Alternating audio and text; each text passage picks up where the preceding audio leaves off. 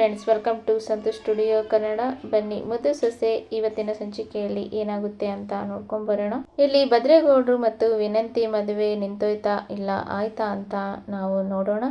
ಬನ್ನಿ, ನೀವೇನಾದರೂ ನನ್ನ ಚಾನಲ್ನ ಫಸ್ಟ್ ಟೈಮ್ ನೋಡೋದಾದ್ರೆ ಲೈಕ್ ಮಾಡಿ, ಶೇರ್ ಮಾಡಿ ಮತ್ತು ಸಬ್ಸ್ಕ್ರೈಬ್ ಮಾಡಿ. ಭದ್ರೇಗೌಡರು ಕೂಡ ವಿನಂತಿ ಹತ್ರ ಕೇಳ್ತಾ ಇರ್ತಾರೆ, ಅವತ್ತು ನೀನು ಲೋಕಿ ಹತ್ರ ಫೋನ್ ಇಸ್ಕೊಂಡು ಮಾತಾಡ್ದೆ ಅಂತ ಇಲ್ಲಿ ಹೇಳ್ತಾ ಇರ್ತಾರೆ.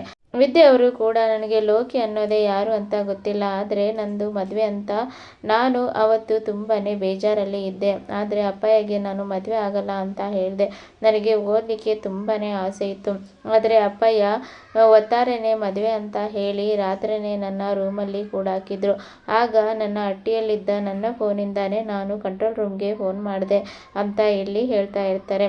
ಹಾಗಾದರೆ ನೀನು ಲೋಕಿ ಹತ್ರ ಫೋನ್ ಇಸ್ಕೊಂಡು ಮಾತಾಡಲಿಲ್ವಾ ಅಂತ ಹೇಳಿ ಈ ಕಡೆ ಭದ್ರೇಗೌಡರು ಕೂಡ ಕೇಳ್ತಾ ಇರುವಾಗ, ನನಗೆ ಲೋಕಿ ಯಾರಂತಾನೆ ಗೊತ್ತಿಲ್ಲ ಅಂತ ಹೇಳಿ ಈ ಕಡೆ ವಿದ್ಯಾ ಅವರು ಕೂಡ ಹೇಳ್ತಾರೆ. ಆಗ ಭದ್ರೇಗೌಡರು ಕೂಡ ಹೌದಾ, ಸರಿ ಆಯಿತು ಅಂತ ಹೇಳಿ ಇಲ್ಲಿ ಹೇಳ್ತಾರೆ. ಆಗ ವಿದ್ಯಾ ಅವರು ಬನ್ನಿ ಒಳಕ್ಕೆ ಗೌಡ್ರೆ ಅಂತ ಹೇಳಿ ಕೇಳ್ತಾ ಇರ್ತಾರೆ. ಇಲ್ಲಮ್ಮಿ, ನನಗೆ ಸ್ವಲ್ಪ ಕೆಲಸ ಐತೆ, ನಾನು ಬರ್ತೀನಿ, ನೀನು ಪೂಜೆ ರೆಡಿ ಮಾಡ್ಕೊ ಹೋಗು ಅಂತ ಹೇಳಿ ಕಳಿಸ್ತಾರೆ. ಆಗ ಈ ಕಡೆ ವಿದ್ಯಾ ಅವರು ಕೂಡ ಟೆನ್ಷನಲ್ಲಿ ಇರ್ತಾರೆ. ಯಾಕೆ ಇವರು ಈ ರೀತಿಯಾಗಿ ಲೋಕಿ ಫೋನು ಅಂತ ಎಲ್ಲ ಮಾತಾಡ್ತಿದ್ದಾರೆ ಅಂತ ಹೇಳಿ ಟೆನ್ಷನಲ್ಲಿ ಇರ್ತಾರೆ. ಚಿತ್ರ ಅವರು ಕೂಡ ಈ ಕಡೆ ಮದುವೆಗೆ ಸೀರೆ ಅಂತ ರೆಡಿ ಆಗ್ತಾ ಇರ್ತಾರೆ. ಆಗ ಈ ಕಡೆ ಈಶ್ವರಿ ಅವರು ಕೂಡ ಬಂದು, ಏನು ಈ ಸೀರೆ ತಗೊಂಡಿದೀಯಾ ನೀನು? ಅವತ್ತು ಮದುವೆಗೆ ತಗೊಂಡ್ವಲ್ಲ ಆ ಸೀರೆನೇ ಕಟ್ಕೋಬೇಕಿತ್ತು, ಇಲ್ಲಾಂದರೆ ನಿಮ್ಮ ಅತ್ತೆಗೆ ಬೇಜಾರಾಗುತ್ತೆ ಅಂತ ಹೇಳಿ ಹೇಳ್ತಾ ಇರ್ತಾರೆ. ಆಗ ಆಯ್ತಮ್ಮ, ನಾನು ಅದೇ ಸೀರೆ ಕಟ್ಕೊಳ್ತೇನೆ ಅಂತ ಹೇಳಿ ಅಲ್ಲಿ ಹೋಗಿ ತರಲಿಕ್ಕೆ ಅಂತ ಹೋಗ್ತಾರೆ.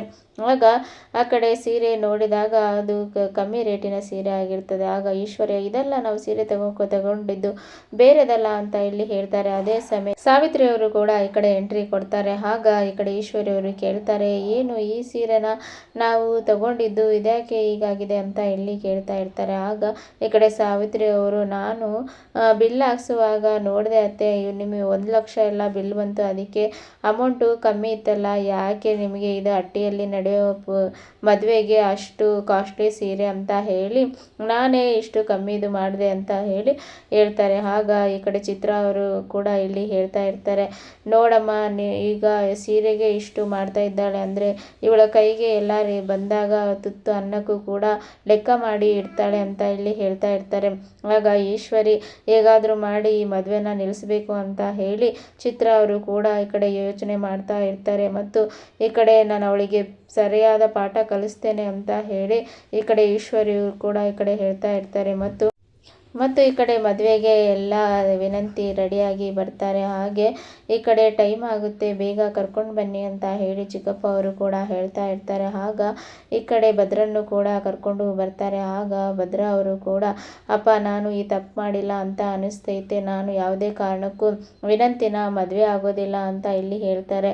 ಆಗ ಈ ಕಡೆ ಶಿವರಾಮೇಗೌಡರು, ನೀನು ತಪ್ಪು ಮಾಡಿದ್ದು ನಾವು ಹಟ್ಟಿಯವರೆಲ್ಲ ನೋಡಿದ್ದೇವೆ, ಈಗ ಏನು ಮಾತಾಡದೆ ವಿನಂತಿಗೆ ತಾಳಿ ಕಟ್ಟು, ಇಲ್ಲಾಂದರೆ ಸಾಯಿಸಿಬಿಡ್ತೇನೆ ಅಂತ ಇಲ್ಲಿ ಹೇಳ್ತಾರೆ. ನಾನು ದಿನಾಲು ಕೊರಗಿ ಸಾಯೋ ಬದಲಿ ಒಂದೇ ಸಾರಿ ನನ್ನ ಸಾಯಿಸಿಬಿಡಿ ಅಂತ ಹೇಳಿ ಈ ಕಡೆ ಭದ್ರೇಗೌಡರು ಹೇಳ್ತಾ ಇರ್ತಾರೆ. ಮತ್ತು ನಾನು ಯಾವುದೇ ಕಾರಣಕ್ಕೂ ನನ್ನ ಅಮ್ಮಿನ ಬಿಟ್ಟು ನಾನು ಯಾವುದೇ ಹುಡುಗಿಗೆ ತಾಳಿ ಕಟ್ಟೋದಿಲ್ಲ ಅಂತ ಹೇಳಿ ಈ ಕಡೆ ಭದ್ರೇಗೌಡರು ಹೇಳ್ತಾ ಇರ್ತಾರೆ. ಆಗ ಈ ಕಡೆ ಶಿವರಾಮೇಗೌಡರು ಕೂಡ ಹೇಳ್ತಾ ಇರ್ತಾರೆ, ನೀನು ಇಷ್ಟೆಲ್ಲ ತಪ್ಪು ಮಾಡಿ ನಾನು ಈಗ ತಾಳಿ ಕಟ್ಟಲ್ಲ ಅಂದರೆ ಹೇಗೆ, ಒಂದು ಹೆಣ್ಣು ಮಗಳ ಜೀವನ ಹಾಳು ಮಾಡ್ತೀಯಾ ಅಂತ ಹೇಳಿ ಅವರು ಹೇಳ್ತಾ ಇರ್ತಾರೆ. ಮತ್ತು ವಿದ್ಯಾ ಅವರು ಕೂಡ ಈ ಕಡೆ ಪೂಜೆಗೆ ಎಲ್ಲ ತಯಾರಿಯನ್ನ ಮಾಡ್ಕೊಂಡಿರ್ತಾರೆ. ಈ ಕಡೆ ಸಾವಿತ್ರಿಯನ್ನು ಕೂಡ, ನನ್ನ ಮಗಳಿಗೆ ನಾನು ಅನ್ಯಾಯ ಆಗೋಕೆ ಬಿಡಲ್ಲ, ಈಗ ಹಸೆ ಮನೆ ಮೇಲೆ ಬಂದು ನನಗೆ ಮದುವೆ ಬೇಡ ಅಂದರೆ ಹೇಗೆ ಅಂತ ಹೇಳಿ ಈ ಕಡೆ ಸಾವಿತ್ರಿ ಅವರು ಕೂಡ ಕೋಪದಿಂದ ಇರ್ತಾರೆ. ಮತ್ತು ಅಜ್ಜಿನೂ ಕೂಡ ಶಿವರಾಮೇಗೌಡ, ಭದ್ರೇಗೌಡ ಏನು ಹೇಳ್ತಾನೋ ಅದನ್ನು ತಾಳ್ಮೆಯಿಂದ ಸ್ವಲ್ಪ ಕೇಳು ಅಂತ ಇಲ್ಲಿ ಹೇಳ್ತಾ ಇರ್ತಾರೆ. ಆಗ ಈ ಕಡೆ ಶಿವರಾಮೇಗೌಡರು ಕೂಡ, ನಾನು ಯಾರ ಮಾತನ್ನು ಕೇಳಲ್ಲ, ಆ ಮಗುಗೆ ಅನ್ಯಾಯ ಆಗಿದೆ, ನೀನು ವಿನಂತಿಗೆ ತಾಳಿ ಕಟ್ಟಬೇಕು, ಇಲ್ಲ ಅಂದರೆ ಏನಾಗುತ್ತೆ ಅಂತ ಹೇಳೋಕ್ಕಾಗಲ್ಲ ಅಂತ ಇಲ್ಲಿ ಹೇಳ್ತಾರೆ. ಇಲ್ಲ ಅಂದರೆ ನೀನು ನನ್ನ ತಂದೆ ಅನ್ನೋದೇ ಮರೆತು ಬಿಟ್ಟು ನೀ ಮನೆಯಿಂದ ಹೋಗಬೇಕು ಅಂತ ಇಲ್ಲಿ ಹೇಳ್ತಾರೆ. ಆಗ ಈ ಕಡೆ ಎಲ್ಲರೂ ಶಾಕಿನಲ್ಲಿ ಇರ್ತಾರೆ. ಮತ್ತು ಈ ಕಡೆ ಈಶ್ವರಿ, ಹೇಗಾದರೂ ಹೇಗಾದರೂ ಮಾಡಿ ಮದುವೆ ನಿಲ್ಲಿಸಬೇಕು ಅಂತ ಹೇಳಿ ಅವರು ಕೂಡ ಈ ಕಡೆ ಕಾಯ್ತಾ ಇರ್ತಾರೆ. ಮತ್ತು ವಿದ್ಯಾ ತಂದೆ ಕೂಡ ಮದುವೆ ನಿಲ್ಲಿಸಬೇಕು ಅಂತ ಹೇಳಿ ಪಕ್ಷದವರ ಹತ್ರ ಮಾತಾಡಬೇಕು ಅಂತ ಹೇಳಿ ಅವರು ಕೂಡ ಇಲ್ಲಿ ಹೋಗಿರ್ತಾರೆ. ಮತ್ತು ಲೋಕಿನ ಕರ್ಕೊಂಬರೋಕೆ ಅಂತ ಕ್ವಾಟ್ಲೆ ಕೂಡ ಅಲ್ಲಿಂದ ಹೋಗ್ತಾರೆ. ಮತ್ತೆ ಅದೇ ಸಮಯಕ್ಕೆ ಈ ಕಡೆ ಕ್ವಾಟ್ಲೆನು ಕೂಡ ಲೋಕಿನ ಕರ್ಕೊಂಡು ಬಂದೇ ಬರ್ತಾನೆ. ವಿದ್ಯಾ ತಂದೆನೂ ಕೂಡ ಈ ಕಡೆ ಜೊತೆಗೆ ಬರ್ತಾರೆ. ಮತ್ತೆ ಲೋಕಿನು ಕೂಡ ಸತ್ಯವನ್ನ ಒಪ್ಕೊಳ್ತಾನೆ. ಈ ಮದುವೆ ನಿಂತು ಹೋಗುತ್ತೆ ಅಂತಾನೆ ಹೇಳ್ಬೋದು. ಇಲ್ಲಿನವರೆಗೆ ಇವತ್ತಿನ ಸಂಚಿಕೆ. Thank you for watching.